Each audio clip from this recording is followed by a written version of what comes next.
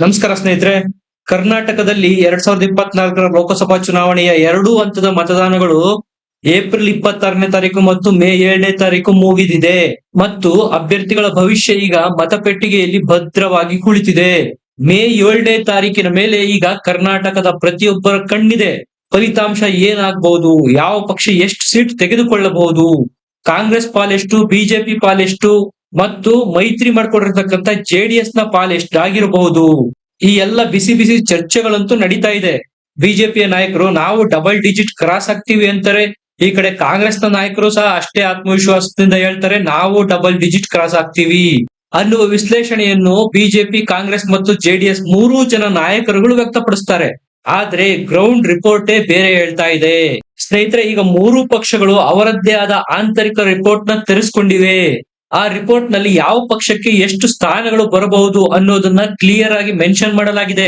BJP ಪಕ್ಷ 25 ಕ್ಷೇತ್ರಗಳಲ್ಲಿ ಸ್ಪರ್ಧೆ ಮಾಡಿತ್ತು, ಕಾಂಗ್ರೆಸ್ ಎಲ್ಲ 28 ಕ್ಷೇತ್ರಗಳಲ್ಲಿ ಸ್ಪರ್ಧೆ ಮಾಡಿತ್ತು, ಜೆಡಿಎಸ್ ಪಕ್ಷ 3 ಕ್ಷೇತ್ರಗಳಿಂದ ಸ್ಪರ್ಧೆ ಮಾಡಿತ್ತು. ಹಾಗಾದ್ರೆ ಈ ಆಂತರಿಕ ರಿಪೋರ್ಟ್ ನಲ್ಲಿ ಬಂದಿರತಕ್ಕಂತ ಅಚ್ಚರಿಯ ಸಂಖ್ಯೆಗಳು ಏನು? ಅದನ್ನು ತಿಳಿದುಕೊಳ್ಳೋದಕ್ಕೂ ಮುಂಚೆ ದಯಮಾಡಿ ನಮ್ಮ ಚಾನೆಲ್ ನ ಸಬ್ಸ್ಕ್ರೈಬ್ ಮಾಡಿ, ವಿಡಿಯೋನ ಲೈಕ್ ಮಾಡಿ, ಶೇರ್ ಮಾಡಿ, ಕಮೆಂಟ್ ತಪ್ಪದೆ ಮಾಡಿ. ಸ್ನೇಹಿತರೆ, ಈಗ ಮೂರು ಪಕ್ಷಗಳು ತರಿಸಿಕೊಂಡಿರ್ತಕ್ಕಂಥ ರಿಪೋರ್ಟ್ ಬೂತ್ ಮಟ್ಟದ್ದು. ಅಲ್ಲಿ ಸಿಗ್ತಕ್ಕಂತ ಮಾಹಿತಿನ ಕಲೆ ಹಾಕಿ ಬೂತ್ ಏಜೆಂಟ್ ಗಳಿಂದ ಸಹ ಮಾಹಿತಿಯನ್ನು ಕಲೆ ಹಾಕಿ ಪಡೆದಿರ್ತಕ್ಕಂಥ ರಿಪೋರ್ಟ್ ಇದು. ಸ್ನೇಹಿತರೆ, ಕಾಂಗ್ರೆಸ್ ಪಕ್ಷ ಕಳೆದ ಬಾರಿ ವಿಧಾನಸಭಾ ಚುನಾವಣೆಯಲ್ಲಿ 135+ ಸೀಟ್ಗಳನ್ನು ಗೆದ್ದು ಭರ್ಜರಿ ಬಹುಮತದಿಂದ ಕರ್ನಾಟಕದಲ್ಲಿ ಸರ್ಕಾರ ರಚನೆ ಮಾಡಿತ್ತು. ಆಗ್ಲೇ ಅವರಲ್ಲಿ ಒಂದು ಹುಮ್ಮಸ್ಸು ಬಂದಿತ್ತು. 2024ರ ಚುನಾವಣೆನ ನಾವು ಅನಾಯಾಸವಾಗಿ ಎದುರಿಸ್ತೇವೆ, ಕಳೆದ ಬಾರಿಯ ಗತ ವೈಭವನ ನಾವು ಮರುಕಳಿಸ್ತೇವೆ, ಈ ಬಾರಿ ಹೆಚ್ಚು ಸ್ಥಾನಗಳನ್ನು ನಾವು ಲೋಕಸಭೆಯಲ್ಲಿ ಗೆಲ್ತೇವೆ ಅನ್ನುವ ಹುಮ್ಮಸ್ಸಿನಲ್ಲಿ ಇದ್ದಿದ್ದಂತೂ ನಿಜ. ಇದಕ್ಕೆ ಕಾರಣ ಏನಪ್ಪಾ ಅಂದ್ರೆ ತಾವು ಕೊಟ್ಟಿರ್ತಕ್ಕಂಥ ಪಂಚ ಗ್ಯಾರಂಟಿಗಳು. ಅದರಲ್ಲೂ ತಾವು ಕೊಟ್ಟಿರ್ತಕ್ಕಂಥ ಮಹಿಳೆಯರಿಗೆ ಮಾಸಾಶಯ 2,000 ರೂಪಾಯಿಗಳು ಕೊಡೋದಾಗಿರ್ಬೋದು, ಉಚಿತ ವಿದ್ಯುತ್ ಆಗಿರ್ಬೋದು, ಮಹಿಳೆಯರಿಗೆ ಉಚಿತ ಬಸ್ ಸೌಕರ್ಯ ಆಗಿರ್ಬೋದು, ಇವು ರಾಜ್ಯಾದ್ಯಂತ ಕಾಂಗ್ರೆಸ್ಗೆ ಅನುಕೂಲ ಮಾಡಿಕೊಡುತ್ತೆ. ಮೇಲಾಗಿ ಸಿದ್ದರಾಮಯ್ಯ ಮತ್ತು ಡಿ.ಕೆ. ಶಿವಕುಮಾರ್ ಅವರ ನೇತೃತ್ವ ಕಾಂಗ್ರೆಸ್ ಪಕ್ಷಕ್ಕೆ ಜಯ ತಂದು ಕೊಡುತ್ತೆ ಅಂತ ಕಾಂಗ್ರೆಸ್ನ ನಾಯಕರು ಭಾವಿಸಿದ್ರು. ಕೈ ನಾಯಕರೆಲ್ಲರೂ ಎಲೆಕ್ಷನ್ಗೂ ಮುಂಚೆ ನಾವು 20+ ಸೀಟ್ಗಳನ್ನು ಕರ್ನಾಟಕ ಲೋಕಸಭೆಯಲ್ಲಿ ಗೆಲ್ತೇವೆ ಅನ್ನುವಂತ ಆತ್ಮವಿಶ್ವಾಸನ ವ್ಯಕ್ತಪಡಿಸ್ತಾ ಇದ್ರು. ಎಲೆಕ್ಷನ್ ಅಲ್ಲಿ ಪ್ರಚಾರ ಸಹ ಅದೇ ರೀತಿ ಮಾಡಿದ್ರು ಕೂಡ. ಸ್ನೇಹಿತರೆ, ಈಗ ಎಲೆಕ್ಷನ್ ಅಂತೂ ಕಂಪ್ಲೀಟ್ ಆಗಿದೆ. ಈಗ ಕಾಂಗ್ರೆಸ್ನವರು ತರಿಸಿಕೊಂಡಿರ್ತಕ್ಕಂಥ ಆಂತರಿಕ ರಿಪೋರ್ಟ್ ನಲ್ಲಿ ಸ್ಪಷ್ಟವಾಗಿ ಮೆನ್ಷನ್ ಮಾಡಿದ್ದಾರೆ, ಕೈಗೆ ಈ ಬಾರಿ ಡಬಲ್ ಡಿಜಿಟ್ ನ ಸೀಟ್ಗಳು ಸಿಗುತ್ತೆ. ಆದರೆ ಈ ಹಿಂದೆ ಏನು ಕಾಂಗ್ರೆಸ್ನವ್ರು ಹೇಳ್ತಾ ಇದ್ರು 15ಕ್ಕಿಂತ ಹೆಚ್ಚಿಗೆ ಮ್ಯಾಕ್ಸ್ ಟು ಮ್ಯಾಕ್ಸ್ ನಾವು 20ರ ತನಕ ರೀಚ್ ಆಗ್ತೀವಿ ಅಂತ. ಆದರೆ ಅದು ಆಗ್ತಾ ಇಲ್ಲ. 2 ಅಂಕಿಯ ಸೀಟ್ಗಳು ಬರುತ್ತೆ, ಆದರೆ ಅದು 15, 20 ಆ ಲೆವೆಲ್ಲಿನ ಸೀಟ್ಗಳು ಬರೋದಿಲ್ಲ. 10ರಿಂದ 12 ಸೀಟ್ಗಳನ್ನು ಕಾಂಗ್ರೆಸ್ ಪಕ್ಷ ಗೆಲ್ಲುತ್ತೆ ಅನ್ನುವ ಅಂಶನ ಈಗ ರಿಪೋರ್ಟ್ ನಲ್ಲಿ ಮೆನ್ಷನ್ ಮಾಡಲಾಗಿದೆ. ಉಳಿದ ಒಂದು 4ರಿಂದ 5 ಕ್ಷೇತ್ರಗಳು 50-50 ಚಾನ್ಸಸ್ ಇದೆ, ನೆಕ್ ಟು ನೆಕ್ ಫೈಟ್ ಇದೆ. ಕಾಂಗ್ರೆಸ್ ಗೆದ್ದೇ ಗೆಲ್ಲುತ್ತೆ ಅಂತ ಹೇಳಲಾಗ್ತಾ ಇರ್ತಕ್ಕಂಥ ಕ್ಷೇತ್ರಗಳ ಪೈಕಿ 10ರಿಂದ 12 ಕ್ಷೇತ್ರಗಳನ್ನು ಪಟ್ಟಿ ಮಾಡಿದೆ ಆಂತರಿಕ ಸರ್ವೆನಲ್ಲಿ. ಇನ್ನ ಬಿಜೆಪಿಗೆ ಬಂದಿರತಕ್ಕಂತ ಆಂತರಿಕ ಸರ್ವೆ ರಿಪೋರ್ಟ್ ನಲ್ಲಿ ಬಿಜೆಪಿ ಮಿನಿಮಮ್ 15 ಸ್ಥಾನಗಳನ್ನು ಗೆಲ್ಲುತ್ತೆ, 20ರ ತನಕ ಮ್ಯಾಕ್ಸ್ ಟು ಮ್ಯಾಕ್ಸ್ ರೀಚ್ ಆಗಬಹುದು. ನಾನು ಹೇಳ್ತಾ ಇರೋದು ಬಿಜೆಪಿ ಪ್ಲಸ್ ಜೆಡಿಎಸ್ ಎರಡೂ ಸೇರಿ. ಬಿಜೆಪಿ ಇಂಟರ್ನಲ್ ಸರ್ವೆ ರಿಪೋರ್ಟ್ ನಲ್ಲಿ ಒಟ್ಟು 8 ಕ್ಷೇತ್ರಗಳಲ್ಲಿ ಕಡೆಯ ಕ್ಷಣದಲ್ಲಿ ತೀವ್ರ ಪ್ರಮಾಣದಲ್ಲಿ ಸ್ವಿಂಗ್ ಆಗಿದೆ ಅಂತ ಹೇಳಲಾಗ್ತಾ ಇದೆ. ಆ ಕ್ಷೇತ್ರಗಳು ಯಾವಪ್ಪ ಅಂದ್ರೆ ತುಮಕೂರು, ಚಿಕ್ಕಮಗಳೂರು, ಚಿತ್ರದುರ್ಗ, ಬಳ್ಳಾರಿ, ಬೀದರ್, ಬೆಳಗಾವಿ, ಚಿಕ್ಕೋಡಿ ಮತ್ತು ಚಾಮರಾಜನಗರ. ಈ 8 ಕ್ಷೇತ್ರಗಳಲ್ಲಿ ಏನಾಗಬಹುದು ಅಂತ ಆ ಬೂತ್ ನಲ್ಲಿರ್ತಕ್ಕಂಥ ಏಜೆಂಟ್ರಿಗೆ ಗೊತ್ತಾಗಿಲ್ಲ. ಕನ್ಫ್ಯೂಸ್ ಆಗುವಂತಹ ವೋಟಿಂಗ್ ನಡೆದಿದೆ. ಯಾವ ಅಭ್ಯರ್ಥಿ ಮೇಲುಗೈನ ಈ 8 ಕ್ಷೇತ್ರಗಳಲ್ಲಿ ಸಾಧಿಸಬಹುದು ಅಂತಕ್ಕಂಥ ಸಣ್ಣ ಸುಳಿವು ಸಹ ಸಿಗ್ತಾ ಇಲ್ಲ ಅಂತ ಹೇಳಲಾಗ್ತಾ ಇದೆ. ಈ ರೀತಿ ಕಡೆಯ ಕ್ಷಣದಲ್ಲಿ ಸ್ವಿಂಗ್ ಆಗಿರ್ತಕ್ಕಂಥ ಈ 8 ಕ್ಷೇತ್ರಗಳಲ್ಲಿ ಫಲಿತಾಂಶ ಏನಾಗುತ್ತೆ ಅನ್ನೋದನ್ನ ಯಾರಿಂದಲೂ ಗೆಸ್ ಮಾಡೋದಕ್ಕೆ ಸಾಧ್ಯ ಆಗ್ತಾ ಇಲ್ಲ. ಈ ಕ್ಷೇತ್ರಗಳಲ್ಲಿ ಅಧಿಕಾರಕ್ಕಿರೋದು ಬಿಜೆಪಿ ಪಕ್ಷ.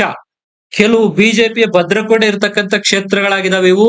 ಇಲ್ಲೇ ದೊಡ್ಡ ಮಟ್ಟದಲ್ಲಿ ಕಡೆಯ ಕ್ಷಣದಲ್ಲಿ ತಿರುವು ಸಿಕ್ಕಿದೆ. ಮತದಾರರ ಪಲ್ಸ್ ಅನ್ನು ಹಿಡಿಯೋದಕ್ಕೆ ಸಾಧ್ಯ ಆಗ್ತಾ ಇಲ್ಲ ಅಂತ ಹೇಳ್ತಾ ಇದೆ ರಿಪೋರ್ಟ್. ಈ 8 ಕ್ಷೇತ್ರಗಳ ಫಲಿತಾಂಶ ಏನಾಗಿರ್ಬೋದು ಅನ್ನೋದಕ್ಕೆ ಕಾಂಗ್ರೆಸ್ನವ್ರು ಕೊಡೋ ಕಾರಣ ಏನಪ್ಪಾ ಅಂದ್ರೆ, ನಾವು ಕೊಟ್ಟಿದೀವಲ್ಲ 5 ಪಂಚ ಗ್ಯಾರಂಟಿಗಳು, ಅದು ನಮ್ಮನ್ನ ಕೈ ಹಿಡಿಯುತ್ತೆ. ಕಡೆಯ ಕ್ಷಣದಲ್ಲಿ ಆಗಿರ್ತಕ್ಕಂಥ ಸ್ವಿಂಗು ನಮ್ಮ ಪರವಾಗಿ ಇದೆ. ಪಂಚ ಗ್ಯಾರಂಟಿಗಳಿಗೆ ಮಾರು ಹೋಗಿರ್ತಕ್ಕಂತ ಮಹಿಳಾ ಮತದಾರರು ಮನೆಯಿಂದ ಹೊರಗೆ ಬಂದು ಕಾಂಗ್ರೆಸ್ ಪಕ್ಷಕ್ಕೆ ವೋಟ್ ಕೊಟ್ಟಿದ್ದಾರೆ ಅಂತಾರೆ ಕಾಂಗ್ರೆಸ್ ನಾಯಕರು. ಈ ಕಡೆ ಬಿಜೆಪಿಯ ನಾಯಕರು ಹೇಳೋ ವಿಶ್ಲೇಷಣೆನೇ ಬೇರೆ. ನಾವು ಮಾಡಿರ್ತಕ್ಕಂಥ ಅಭಿವೃದ್ಧಿ ಕಾರ್ಯಗಳು ಮತ್ತು ಮೋದಿಜಿ ಅವರ 10 ವರ್ಷದ ನೇತೃತ್ವ ಇದು ನಮ್ಮ ಕೈ ಹಿಡಿದಿದೆ. ಈ ಬಾರಿ ಯುವ ಮತದಾರರು ಮತ್ತು ಫಸ್ಟ್ ಟೈಮ್ ವೋಟರ್ಸ್ ನಮಗೆ ಮತ ಚಲಾವಣೆ ಮಾಡಿದ್ದಾರೆ ಅನ್ನೋದು ಅವರ ಆತ್ಮವಿಶ್ವಾಸ. ಈ 8 ಕ್ಷೇತ್ರಗಳಲ್ಲಿ ಕಾಂಗ್ರೆಸ್ನವರು ಆತ್ಮವಿಶ್ವಾಸದಿಂದ ಇರೋ ಕ್ಷೇತ್ರಗಳು ಯಾವಪ್ಪ ಅಂದ್ರೆ ತುಮಕೂರು, ಚಿತ್ರದುರ್ಗ, ಚಾಮರಾಜನಗರ, ಚಿಕ್ಕೋಡಿ. ಈ 4 ಕ್ಷೇತ್ರಗಳಲ್ಲಿ ನಾವು ಗೆದ್ದೇ ಗೆಲ್ತೀವಿ ಅಂತಕ್ಕಂತ ಆತ್ಮವಿಶ್ವಾಸದಲ್ಲಿ ಕಾಂಗ್ರೆಸ್ನವರು ಇದ್ದಾರೆ. ಸ್ನೇಹಿತರೆ, ಈ ಕ್ಷೇತ್ರದಲ್ಲಿ ಕಡೆಯ ಕ್ಷಣದಲ್ಲಿ ಸುಮಾರು 2-4% ನಷ್ಟು ವೋಟು ಸ್ವಿಂಗ್ ಆಗಿದೆ. ಇದು ಯಾರಿಗೆ ಹೋಗಿದೆ ಅನ್ನೋದ್ರ ಮೇಲೆ ಈ 8 ಕ್ಷೇತ್ರದ ಚುನಾವಣೆಯ ಫಲಿತಾಂಶ ಡಿಸೈಡ್ ಆಗುತ್ತೆ. ಎಲೆಕ್ಷನ್ ಟೈಮ್ ಅಲ್ಲಿ ನಡೆದಂತ ಕೆಲವೊಂದು ಘಟನೆಗಳಿದಾವಲ್ಲ, ನೇಹಾ ಪ್ರಕರಣ ಆಗಿರ್ಬೋದು, ಪ್ರಜ್ವಲ್ ರೇವಣ್ಣ ಅವರ ಪ್ರಕರಣ ಆಗಿರ್ಬೋದು, ಇವು ಚುನಾವಣೆಯ ಮೇಲೆ ಇಂಪ್ಯಾಕ್ಟ್ ಮಾಡೇ ಮಾಡುತ್ತೆ ಅನ್ನೋದು ಬಿಜೆಪಿ ಮತ್ತು ಕಾಂಗ್ರೆಸ್ ಮತ್ತು ಜೆಡಿಎಸ್ ನಾಯಕರ ಲೆಕ್ಕಾಚಾರ. ನೇಹಾ ಪ್ರಕರಣದಿಂದ ಬಿಜೆಪಿಗೆ ಅನುಕೂಲ ಆದ್ರೆ ಪ್ರಜ್ವಲ್ ರೇವಣ್ಣರ ಪ್ರಕರಣದಿಂದ ಕಾಂಗ್ರೆಸ್ನ 2ನೇ ಹಂತದ ಮತದಾನಕ್ಕೆ ಅನುಕೂಲ ಆಗಿದೆ ಅನ್ನೋದು ಕಾಂಗ್ರೆಸ್ಸಿಗರ ಲೆಕ್ಕಾಚಾರ. ಇನ್ನ ಜೆಡಿಎಸ್ ಪಕ್ಷದ ವಿಚಾರಕ್ಕೆ ಬಂದ್ರೆ ಜೆಡಿಎಸ್ ಸ್ಪರ್ಧೆ ಮಾಡಿದ್ದು ಹಾಸನದಿಂದ ಪ್ರಜ್ವಲ್ ರೇವಣ್ಣರು, ಕೋಲಾರದಿಂದ ಮಲ್ಲೇಶ್ ಬಾಬು ಅವರು ಮತ್ತು ಮಂಡ್ಯ ಕ್ಷೇತ್ರದಿಂದ ಖುದ್ದು ಕುಮಾರಸ್ವಾಮಿ ಅವರು ಸ್ಪರ್ಧೆ ಮಾಡಿದ್ರು. ಆದ್ರೆ ಜೆಡಿಎಸ್ ನವರು ಹಾಸನ ಕ್ಷೇತ್ರನ ನಾವು ಗೆಲ್ತೇವೆ ಅನ್ನೋ ಲೆಕ್ಕಾಚಾರದಿಂದ ಬಿಟ್ಬಿಟ್ಟಿದ್ದಾರೆ. ಯಾಕಂದ್ರೆ ಚುನಾವಣೆಗೆ ಇನ್ನು 5 ದಿವಸ ಬಾಕಿ ಇತ್ತು ಅನ್ನುವಂತೆ ಪ್ರಜ್ವಲ್ ರೇವಣ್ಣರ ಪೆನ್ ಡ್ರೈವ್ ಸುದ್ದಿ ಮಾಡಿತ್ತು. ಹಾಸನದಲ್ಲಿ ರಿಲೀಸ್ ಆಗಿದ್ದು 21ನೇ ತಾರೀಕು, ಎಲೆಕ್ಷನ್ ಆಗಿದ್ದು 26ನೇ ತಾರೀಕು. ಹಾಸನದಲ್ಲಿ ಈಗ ಆಲ್ರೆಡಿ ಫಲಿತಾಂಶ ಫಿಕ್ಸ್ ಆಗೋಗಿದೆ. ಅಲ್ಲಿ ಕಾಂಗ್ರೆಸ್ ಗೆಲ್ಲುತ್ತೆ ಅಂತಕ್ಕಂತ ರಿಪೋರ್ಟ್ ಜೆಡಿಎಸ್ ನ ಇಂಟರ್ನಲ್ ಸರ್ವೆನೇ ಹೇಳಿದೆ. ಜೆಡಿಎಸ್ ನವರು ತುಂಬಾ ಕಾನ್ಫಿಡೆನ್ಸ್ ಆಗಿ ಹೇಳ್ತಾ ಇರೋದೇನಪ್ಪಾ ಅಂದ್ರೆ ನಾವು ಮಂಡ್ಯ ಕ್ಷೇತ್ರದಲ್ಲಿ ಗೆಲ್ತೀವಿ ಮತ್ತು ಕೋಲಾರ ಕ್ಷೇತ್ರದಲ್ಲಿ ಗೆಲ್ತೇವೆ ಅಂತ. ಸ್ನೇಹಿತರೆ, ಮಂಡ್ಯ ಕ್ಷೇತ್ರದಿಂದ ಕುಮಾರಸ್ವಾಮಿ ಅವರೇ ಕಣಕ್ಕಿಳಿದಿದ್ರು ಕೂಡ ಕಾಂಗ್ರೆಸ್ನವರು ಸಿಕ್ಕಾಪಟ್ಟೆ ಫೈಟ್ ಕೊಟ್ಟಿದ್ದಾರೆ. ಅವರು ಸಹ ಸ್ಟಾರ್ ಚಂದ್ರು ಅನ್ನುವಂತಹ ಪ್ರಬಲ ಪ್ರತಿಸ್ಪರ್ಧಿನ ಹಾಕಿದ್ರು. ಹಣ ಬಲದಿಂದ ಆಗಿರ್ಬೋದು, ಜನಬಲದಿಂದ ಆಗಿರ್ಬೋದು, ಯಾವುದಕ್ಕೂ ಕಡಿಮೆ ಇರಲಿಲ್ಲ. ಒಕ್ಕಲಿಗ ಮತದಾರರು ಮಂಡ್ಯ ಕ್ಷೇತ್ರದಲ್ಲಿ ಜಾಸ್ತಿ ಇದ್ದಾರೆ. ಕುಮಾರಸ್ವಾಮಿ ಅವರಿಗೆ ಸುಮಾರು 60-65% ನಷ್ಟು ಒಕ್ಕಲಿಗ ಮತಗಳು ಬಿದ್ದಿದಾವೆ ಅಂತ ಹೇಳಲಾಗ್ತಾ ಇದೆ. ಈ ಕಡೆ ಸ್ಟಾರ್ ಚಂದ್ರು ಅವರಿಗೆ ಅಲ್ಪಸಂಖ್ಯಾತ ಮತ್ತು ಹಿಂದುಳಿದ ಮತಗಳೇ ನಿರ್ಣಾಯಕವಾಗುತ್ತೆ. ಕುಮಾರಸ್ವಾಮಿ ಅವರ ವಿಶ್ವಾಸಕ್ಕೆ ಕಾರಣ ಏನಪ್ಪಾ ಅಂದ್ರೆ ಬಿಜೆಪಿಯ ಜೊತೆಗೆ ಮಾಡ್ಕೊಂಡಿರ್ತಕ್ಕಂಥ ಮೈತ್ರಿ. ಬಿಜೆಪಿಯ ಓಟ್ಗಳು ನನಗೆ ಬರುತ್ತೆ, ಒಕ್ಕಲಿಗ ಓಟ್ಗಳು ನನಗೆ ಬರುತ್ತೆ. ಈ 2ರ ಸಹಾಯದಿಂದ ನಾನು ಗೆಲ್ತೇನೆ ಅನ್ನೋ ಆತ್ಮವಿಶ್ವಾಸದಲ್ಲಿ ಕುಮಾರಸ್ವಾಮಿ ಅವರು ಇದ್ದಾರೆ. ಹಾಗಾಗಿ ಜೆಡಿಎಸ್ ನ ಇಂಟರ್ನಲ್ ರಿಪೋರ್ಟ್ ಹೇಳುತ್ತೆ ನಾವು ಮಂಡ್ಯ ಮತ್ತು ಕೋಲಾರನ ಗೆಲ್ತೇವೆ ಅಂತ. ಸ್ನೇಹಿತರೆ, ಹಾಸನ ಕ್ಷೇತ್ರನಂತೂ ಜೆಡಿಎಸ್ ನ ನಾಯಕರು ಈಗ ಆಲ್ರೆಡಿ ಮರ್ತು ಬಿಟ್ಟಿದ್ದಾರೆ. ಹೊಳೆ ನರಸೀಪುರದಲ್ಲೇ ಅತಿ ದೊಡ್ಡ ಲೀಡ್ ಬರುತ್ತೆ ಶ್ರೇಯಸ್ ಪಟೇಲ್ರಿಗೆ ಅಂತ ಹೇಳಲಾಗ್ತಾ ಇದೆ. ಪರಿಸ್ಥಿತಿ ಹೀಗಿರುವಾಗ ಹಾಸನ ಕ್ಷೇತ್ರನ ಲೀಸ್ಟ್ ಹಾಕೊಂಡು ಏನ್ ಮಾಡ್ತಾರೆ ಜೆಡಿಎಸ್ ನವರು? ಆದ್ರೆ ಮೋದಿ ಅಲೆ ಇದ್ರೆ ಅದು ವರ್ಕೌಟ್ ಆಗಿದ್ದೇ ಆದ್ರೆ ಕಡೆ ಕ್ಷಣದಲ್ಲಿ ಪ್ರಜ್ವಲ್ ರೇವಣ್ಣ ಅವರು ಗೆಲ್ಬಹುದು. ಆದ್ರೆ ಅಂತಹ ಚಾನ್ಸಸ್ ಮೇಲ್ನೋಟಕ್ಕೆ ಕಾಣ್ತಾ ಇಲ್ಲ ಅನ್ನೋದು ಜೆಡಿಎಸ್ ನ ಇಂಟರ್ನಲ್ ರಿಪೋರ್ಟ್ ನಲ್ಲಿ ಮೆನ್ಷನ್ ಆಗಿರ್ತಕ್ಕಂಥ ಅಂಶ. ಸ್ನೇಹಿತರೆ, ಇದಿಷ್ಟು ಬಿಜೆಪಿ, ಜೆಡಿಎಸ್ ಮತ್ತು ಕಾಂಗ್ರೆಸ್ ನ ಆಂತರಿಕ ಸರ್ವೆನಲ್ಲಿ ಬಂದಿರತಕ್ಕಂತ ಪ್ರಮುಖ ಅಂಶಗಳು. ಅದರಲ್ಲೂ 8 ಕ್ಷೇತ್ರಗಳು ಸ್ವಿಂಗ್ ಆಗೋ ಚಾನ್ಸಸ್ ಇರ್ತಕ್ಕಂಥವು.